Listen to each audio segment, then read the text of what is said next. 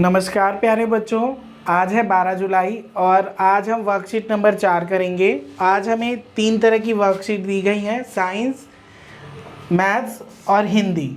ठीक है बच्चों, तो सबसे पहले हम साइंस को करते हैं। तो साइंस में बच्चे इन्होंने हमें इलेक्ट्रॉन, प्रोटॉन और न्यूट्रॉन की जानकारी दे रखी है, जो कि इसे हमने कक्षा 9th में ही किया था। तो आप सभी बच्चों को इसको पता ही होगा, लेकिन फिर भी हम इसके बारे में थोड़ा सा और जानते हैं। ठीक है बच्चों, आप सोच रहे हैं कि इलेक्ट्रॉन, प्रोटॉन, न्यूट्रॉन क्या है तथा ये कहाँ से कहाँ स्थित होते हैं। प्रिय बच्चों, जैसे कि आप जानते हैं कि डाल्टन ने प्रतिपादित किया कि परमाणु अविभाज्य होता है।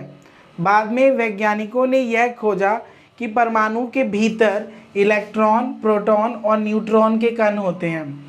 इलेक्ट्रॉन, प्रोटॉन और न्यूट्रॉन को अवपरमाणु भी कहते हैं। ठीक है बच्चों, तो अगर कहेंगे कि अवपरमाणुकों के नाम बताइए, तो अवपरमाणु हो गए हमारे इलेक्ट्रॉन, प्रोटॉन और न्यूट्रॉन। आइए इनके बारे में हम कुछ ज़्यादा जानते हैं। ठीक है बच्चों, सबसे पहला है इलेक्ट्रॉन। तो जो इलेक्ट्रॉन की खोज जे टॉमसन ने की थी, और इलेक्ट्रॉन को हम ई द्वारा दिखाते हैं। ठीक है, क्योंकि इलेक्ट्रॉन ई से शुरू होता है तो इसको सिंपल सा ई द्वारा ही जानते हैं। और इलेक्ट्रॉन में ऋण आवेश होता है, मतलब माइनस का होता है। ये इलेक्ट्रॉन नाभिक के चारों ओर एक निश्चित कक्षा में गति करते हैं और कक्षा को कोश भी कहते हैं। तो इसके अंदर बहुत सारी जानकारी है बच्चों, इसे आपने अच्छी तरह समझना है, क्योंकि आपके जो नवंबर और दिसंबर में एग्ज़ाम होने हैं वो एमसीक्यू पर ही बेस्ड होने हैं। तो आपकी जितनी भी वर्कशीट आ रही है उसको आपने बहुत अच्छी तरीके से अध्ययन करना है, क्योंकि जो एमसीक्यू के क्वेश्चन है वो इन्हीं वर्कशीट से, आपके चैप्टर से ही आने हैं। ठीक है बच्चों, तो हम आगे बढ़ते हैं प्रोटॉन के बारे में। प्रोटॉन की खोज वैज्ञानिक गोल्डस्टीन ने की थी और प्रोटॉन को पी द्वारा प्रदर्शित किया जाता है। समझ गए, प्रोटॉन जैसे पी से कह रहे हैं तो पी से हो गया इसका। और ये प्रोटॉन जो होता है वो धन आवेशित होता है, मतलब प्लस में होता है। और प्रोटॉन नाभिक में स्थित होते हैं, मतलब नाभिक के अंदर होते हैं ये। नेक्स्ट है न्यूट्रॉन। तो न्यूट्रॉन की खोज चैडविक ने की थी और इसको एन द्वारा प्रदर्शित किया जाता है। तो न्यूट्रॉन जैसे हम बोल रहे हैं तो इसको एन द्वारा ही होगा।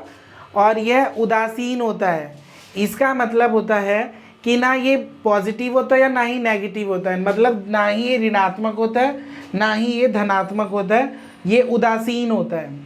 और न्यूट्रॉन नाभिक में स्थित होता है, और ये भी जैसे प्रोटॉन नाभिक में होता है वैसे ही न्यूट्रॉन भी नाभिक में होते हैं। तो आप ये चित्र देख रहे होंगे बच्चे, इस चित्र में देखो जो ये रेड कलर के हैं, ये देख रहे हो, ये 6 चीज़ें, ये आपकी इलेक्ट्रॉन है और ये गति कर रहे हैं। ठीक है, ये क्या कर रहे हैं, गति कर रहे हैं। और न्यूट्रॉन और प्रोटॉन ये देखो ब्लू कलर से और प्लस में है ये बच्चे। ठीक है, ये देखो आप प्रोटॉन में देखोगे रेड कलर का प्लस कर रखा है, इसका मतलब ये पॉजिटिव है। और ब्लू न्यूट्रॉन है और ब्लू पर ना प्लस है ना माइनस है, यानी ये उदासीन है, ना ये माइनस का होता है ना ही ये प्लस का होता है। इसके अलावा आप इलेक्ट्रॉन में देख सकते हैं कि रेड कलर से बाहर की ओर ये है और ये माइनस होता है, यानी नेगेटिव होता है। ठीक है बच्चों, तो आज हमने ये सब सीखा। अब हम इसके क्वेश्चन आंसर पे ध्यान देते हैं। सबसे पहला इन्होंने हमें दिया है, खाली स्थान भरिए, प्रोटॉन पर डैश आवेश होता है। तो प्रोटॉन पर कौन सा आवेश होता है, देखो बच्चे ये रहा, तो प्रोटॉन पर धन आवेश होता है। ठीक है, कौन सा आवेश होता है, धन। बी है, इलेक्ट्रॉन पर डैश आवेश होता है। तो इलेक्ट्रॉन पर ऋण आवेश होता है, यहाँ सेकंड में आपका आएगा ऋण। क्वेश्चन नंबर सी, डैश ने न्यूट्रॉन की खोज की। तो न्यूट्रॉन की खोज किसने की बच्चों, तो न्यूट्रॉन की खोज की है जेम्स चैडविक ने। क्वेश्चन नंबर डी, डैश ने इलेक्ट्रॉन की खोज की। तो इलेक्ट्रॉन की खोज किसने की है, जे टॉमसन ने। आ गया सब बच्चों को। अब चलते हैं क्वेश्चन नंबर 2 की ओर। क्वेश्चन नंबर 2 में आपको एक कॉलम बना के दिया गया है जिसमें इलेक्ट्रॉन, प्रोटॉन और न्यूट्रॉन लिखे गए हैं और आवेश, स्थिति और चिन्ह दिया गया है। तो इलेक्ट्रॉन में कौन सा आवेश होता है, तो आपने उसके कॉलम में भरना है। जैसे इलेक्ट्रॉन जो है बच्चे, उसमें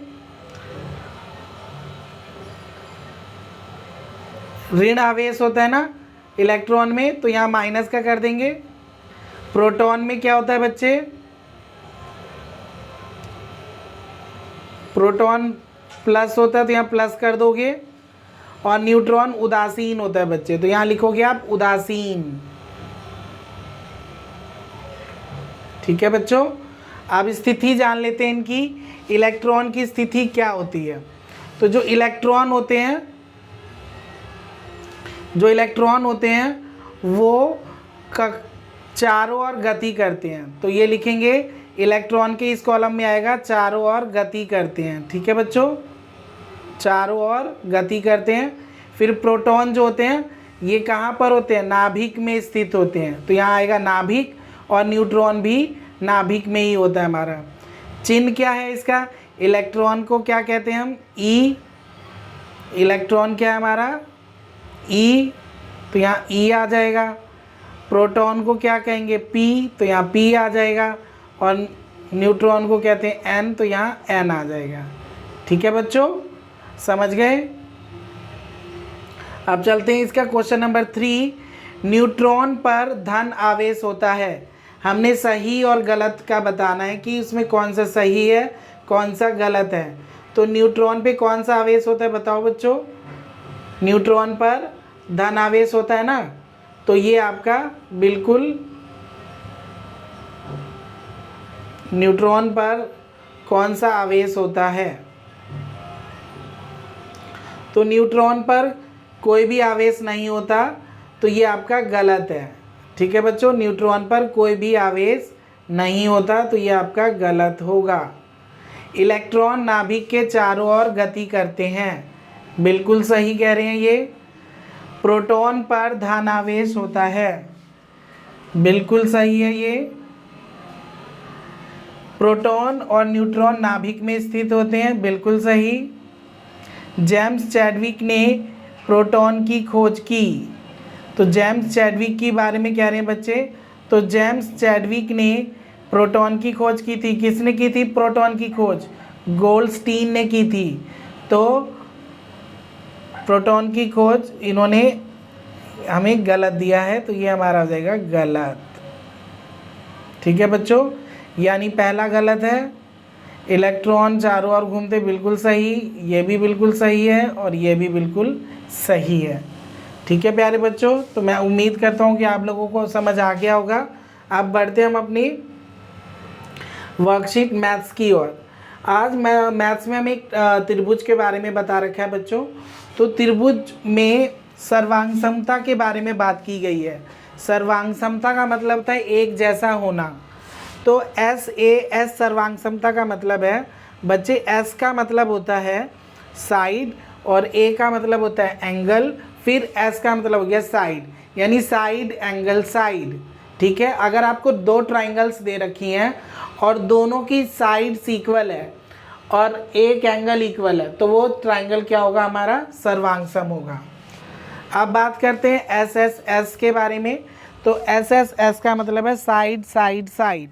अगर आपको दो ट्राइंगल्स दिए गए हैं और उन तीनों की भुजा बराबर है, मान के चलो कि एक की पहले ट्राइंगल में एक 3 है, दूसरे में भी एक 3 है, पहले में एक भुजा 4 है, दूसरे में भी 4 है, पहले में एक भुजा 5 है और दूसरे में भी 5 है, तो इसका मतलब वहाँ पर एस रूल फॉलो होगा। ठीक है बच्चों, फिर आ जाते हैं ए पर। ए का मतलब है एंगल साइड एंगल, कोण भुजा कोण।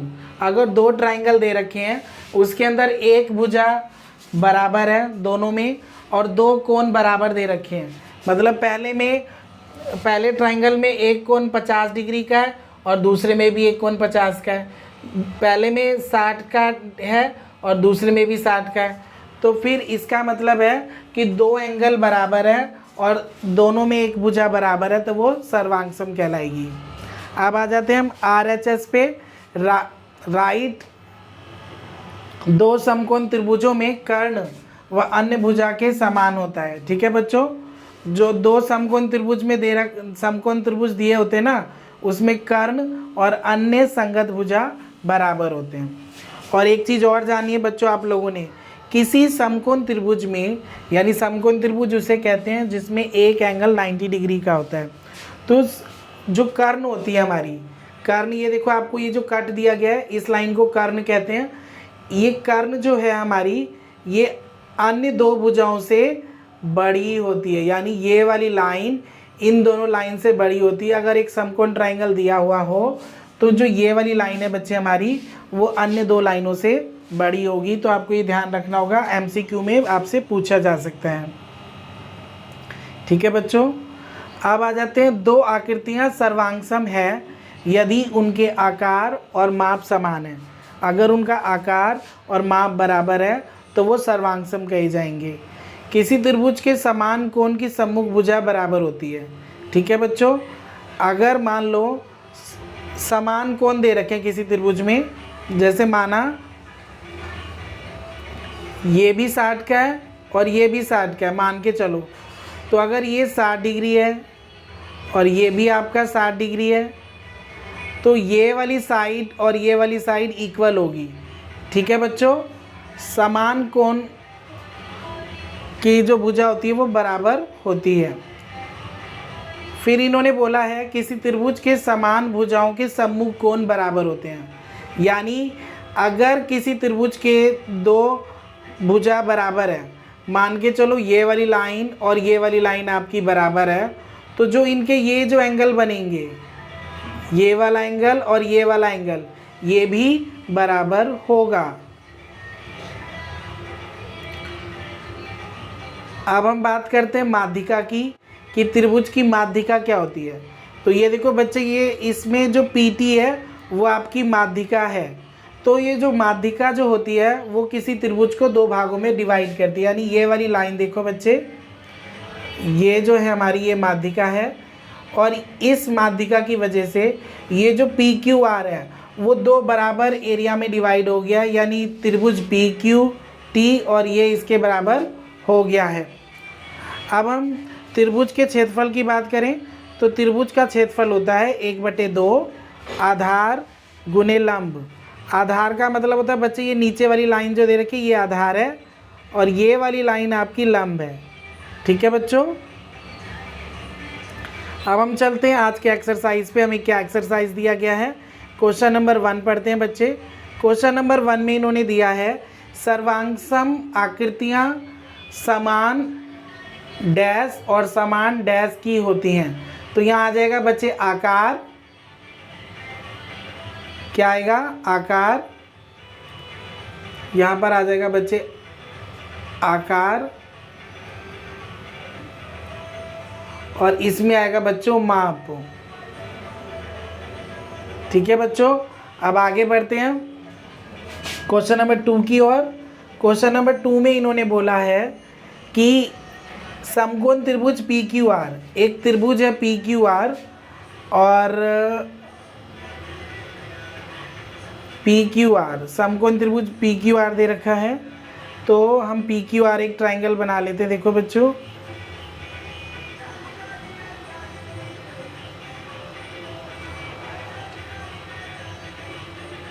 ये समकोण त्रिभुज बना लिया हमने। इसमें ये P मान लेते हैं, ये Q मान लेते हैं और ये R मान लेते हैं। ठीक है, और PQ उन्होंने हमें दिया है 3, PR हमें दे रखा है 5 और QR दे रखा है 4। तो आपने किस तरह का ट्राइंगल बनाना है, और फिर वो कह रहे हैं कि इसको शो करके दिखाओ। तो जो बच्चे ये जो हमारी आधार और लंब है इसको आपने एक तरफ लेना है, यानी 3 का स्क्वायर प्लस 4 का स्क्वायर इक्वल टू 5 का स्क्वायर। ठीक है बच्चों, तो 3 का स्क्वायर होगा 9, 4 का स्क्वायर होगा 16 और 5 का स्क्वायर होगा बच्चे 25। तो ये दोनों साइड्स आपको इक्वल लग रही हैं, तो बस आपको यही शो करना है कि ये इक्वल होती है एक राइट एंगल ट्रायंगल के अंदर। ठीक है बच्चों, अब हम चलते हैं क्वेश्चन नंबर 3 की ओर। दी गई आकृति, ये आपको एक आकृति दे रखी है बच्चों। ठीक है, इसमें इन्होंने हमें बताया है कि जो एक्स जेड है वो 7 है, एक्स जेड है वो 7 है, यानी ये वाली जो लंबाई दे रखी है आपको, ये वाली चीज़, ये 7 सेंटीमीटर दे रखी है। तो उन्होंने हमें एक्स एफ पूछा है और उन्होंने हमें ये बताया है कि जो ई है वो एक्स वाई का मिड पॉइंट है। अगर ये इसका मिड पॉइंट है तो इसका मतलब इसने इस लाइन को 2 पार्ट्स में डिवाइड किया होगा। तो जब हम किसी लाइन को 2 पार्ट्स में डिवाइड करते हैं, 2 इक्वल पार्ट्स में डिवाइड करते हैं, तो वो बराबर हो जाते हैं। यानी 7 का आधा क्या होगा आपको पता होगा, 3.5। तो इसका आंसर है बच्चे 3.5, यहाँ एक्स आपका 3.5 है। लास्ट क्वेश्चन पे चलते हैं बच्चे, माध्यिका को परिभाषित कीजिए। तो माध्यिका दी गई संख्याओं में सबसे बीच वाली संख्या को माध्यिका कहते हैं। ठीक है बच्चों, आपको सिंपल सा लिखना है, दी गई संख्याओं में बीच वाली संख्या को माध्यिका कहते हैं। ठीक है बच्चों, अगर आपके पास एक ऐसा क्वेश्चन आ जाए जिसमें माध्यिका निकालने के लिए दिया जाता है, तो आपके पास मान लो 9 नंबर्स दे रखे हैं, तो आपने क्या करना है, पहले उन 9 नंबर्स को आपने असेंडिंग ऑर्डर में लिखना है। यानी आपने उसको आरोही क्रम में लिखना है या फिर अवरोही क्रम में, किसी भी क्रम में लिख सकते हो आप। तो आप असेंडिंग मान के चलो, हम आरोही क्रम में लिख रहे हैं, तो आपने उन 9 जो नंबर दे रखे हैं उनको आरोही क्रम में लिखोगे, यानी छोटे से बड़े की ओर लिखोगे, और फिर देखोगे बीच में कौन सा नंबर है, तो वो आपका माध्यिका कहलाते हैं। ठीक है बच्चों, उम्मीद करता हूँ कि आप लोगों को आ गया होगा। तो चलते हैं हम अब अपने वर्कशीट नंबर 3 की ओर, जो कि हिंदी की वर्कशीट है। सबसे पहले हम इसको रीड करते हैं बच्चे अच्छी तरह, क्योंकि अगर आप इसको रीड सही से कर लेते हो तो आप इनके आंसर ईजिली दे सकते हैं। भारतीय शिक्षा के क्षेत्र में शिक्षा प्रशासन का इतिहास अधिक प्राचीन नहीं है। इस देश में शिक्षा की शुरुआत धार्मिक दृष्टिकोण से हुई। देश के प्रशासकों ने शिक्षा में रुचि कम प्रदर्शित की। सबसे पहले 1813 के चार्टर एक्ट के बाद तत्कालीन ईस्ट इंडिया कंपनी ने शिक्षा प्रशासन का दायित्व लिया। यह दायित्व भी बहुत सीमित था। देश की समग्र शिक्षा के लिए 1 लाख रुपया समुचित रूप से व्यय हो, यह देखना मात्र ही तत्कालीन शासन का लक्ष्य था। शिक्षा प्रांतों का विषय रहा, तब सरकार ने शिक्षा में रुचि लेना शुरू किया। इसके बाद ही हमें शिक्षा प्रशासन स्वरूप में परिवर्तन देखने को मिलता है। 1921 तक शिक्षा प्रशासन केंद्रीय विषय ही रहा। यानी 1921 तक की बात करें तो शिक्षा का प्रशासन केंद्र रहा, और 1921 के बाद से अब तक ये राज्य का विषय बना रहा।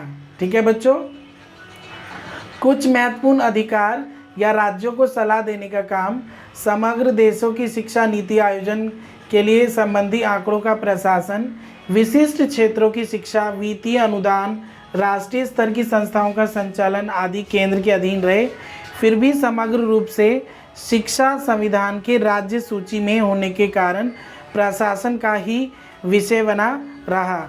अक्टूबर 1976 में इस विषय को समवर्ती सूची में शामिल कर लिया गया और केंद्रीय प्रशासन अब अधिक सक्रिय और महत्वपूर्ण भूमिका निर्वाह कर सकेगा। ठीक है बच्चों, तो आज हमें इन्होंने हिंदी में 5 क्वेश्चंस दिए गए हैं।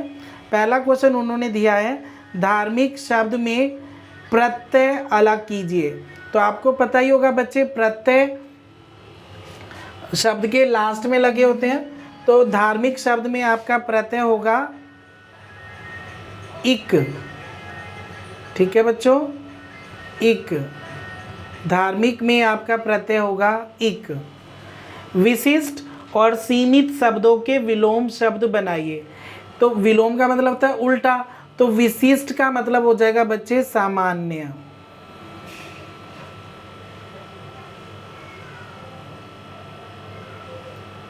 ठीक है बच्चों, और सीमित का विलोम शब्द होगा असीमित। असीमित।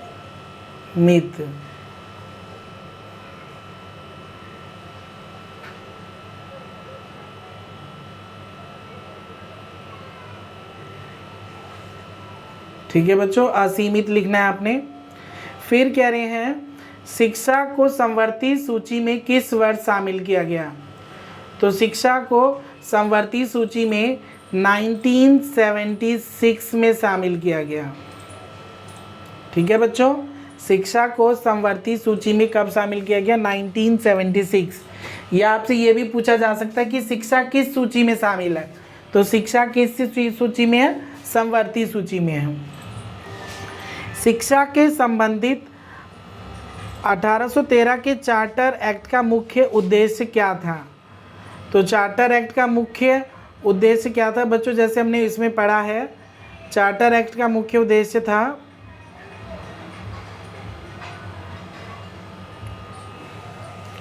कि शिक्षा देखना मात्र, ये देखिए बच्चे, ये रहा चार्टर एक्ट के बाद प्रशासन का दायित्व रहा और बहुत सीमित था। शिक्षा का उद्देश्य बहुत सीमित था और देश की समग्र शिक्षा के लिए 1 लाख रुपया समुचित रूप से व्यय हो, तत्कालीन प्रशासन का लक्ष्य था। ठीक है, और ये प्रांतों का विषय रहा है और इसमें ज़्यादा अधिक रुचि नहीं ली गई शिक्षा में। तो अगर हम इसके मुख्य उद्देश्य की बात करें तो ये प्रांतों का विषय रहा और इसमें ज़्यादा रुचि नहीं ली गई। तो ये 2 पॉइंट्स लिख सकते हैं, प्रांतों का विषय रहा और इसमें अधिक रुचि नहीं ली गई। लास्ट में है बच्चे, आप वर्तमान विद्यालय शिक्षा व्यवस्था में, वर्तमान विद्यालय शिक्षा व्यवस्था का मतलब होता है कि आजकल जो स्कूलों में आप लोगों को पढ़ाया जा रहा है, आपको जो शिक्षा दी जा रही है, तो उसमें कौन से 2 परिवर्तन करना चाहोगे?